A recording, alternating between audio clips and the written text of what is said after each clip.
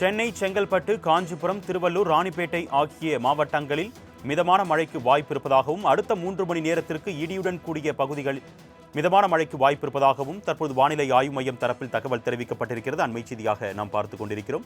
இது குறித்த கூடுதல் விவரங்களை செய்தியாளர் செலினா வழங்க நாம் கேட்கலாம். வணக்கம் செலினா, கூடுதல் விவரங்கள். வங்கக்கடலில் உருவாகி இருக்கக்கூடிய புயலின் காரணமாக தமிழகத்தை பொறுத்தவரையிலும் அடுத்து வரக்கூடிய 2-3 நாட்களுக்கு கனமழைக்கு வாய்ப்பு இருக்கக்கூடும் என்ற எச்சரிக்கை விடுக்கப்பட்டிருந்த நிலையில் அடுத்து வரக்கூடிய 3 மணி நேரத்திற்கு சென்னை, செங்கல்பட்டு, காஞ்சிபுரம், திருவள்ளூர், விழுப்புரம், ராணிப்பேட்டை ஆகிய மாவட்டங்களில் இடி மின்னலுடன் கூடிய மிதமான மழை பெய்வதற்கான வாய்ப்பு இருப்பதாக சென்னை வானிலை ஆய்வு மையம் தெரிவித்திருக்கிறது.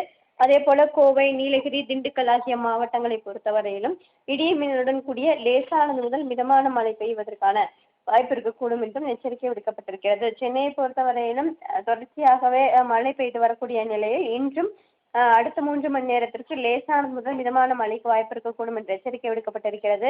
குறிப்பாக மோட்டா புயல் என்பது சென்னைக்கு அருகில் 560 கிலோமீட்டர் தொலைவில் தான் நிலை கொண்டிருக்கக்கூடிய நிலையில் சென்னை, திருவள்ளூர், அதே போல ராணிப்பேட்டை உள்ளிட்ட மாவட்டங்களை பொறுத்தவரையிலும் ஆரஞ்சு நிற எச்சரிக்கை, அதாவது மிக கனமழைக்கான எச்சரிக்கை விடுக்கப்பட்டிருக்கிறது. இந்நிலையில் தான் தொடர்ச்சியாக மழை பெய்து வருகிறது. வட கடலோர மாவட்டங்களை பொறுத்தவரையிலும் இன்றும் கனமழைக்கு வாய்ப்பு இருக்கக்கூடும் என்றும் எச்சரிக்கை விடுக்கப்பட்டிருக்கிறது. விவரங்களுக்கு நன்றி செலினா.